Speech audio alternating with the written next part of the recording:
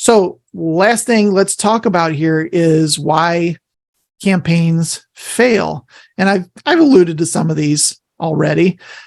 Sometimes, well, let me back up. Google has something in their ad platform called quality score. And as you run ads, they watch and see how people interact with those ads. And the better the ad is written, the better the landing page, the more people that are converting, the higher your quality score will go.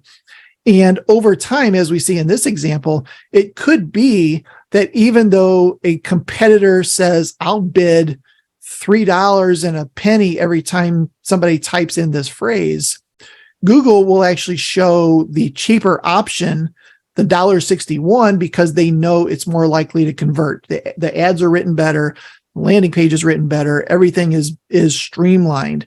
So it's not always just about throwing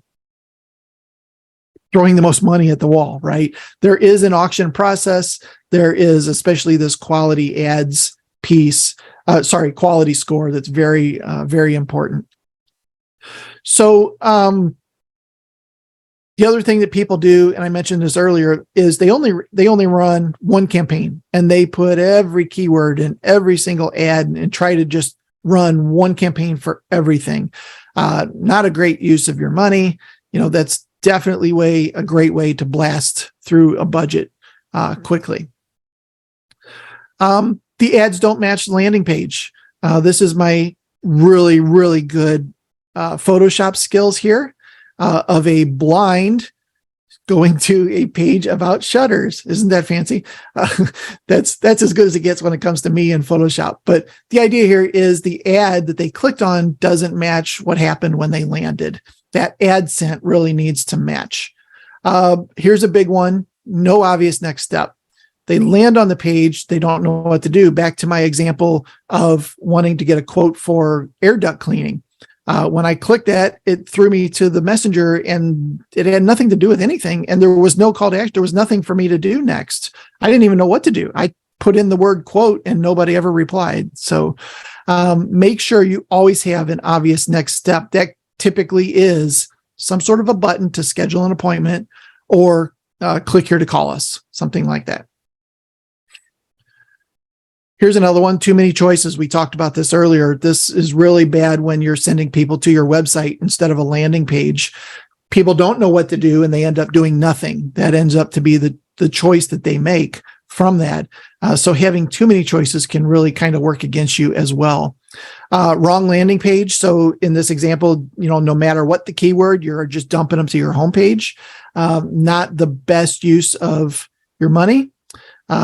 Lastly, I wanted to just cover real quick, if you are thinking about hiring a pay-per-click person, what kind of questions should you ask them? And I'm not going to go through all this, but it really is everything we talked about today. Here are all the things. Do you do these things that we talked about today?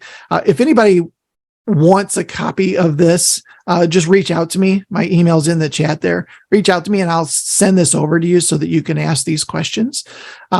So as I mentioned, this is one piece. This is step 5 of our overall digital dominance method.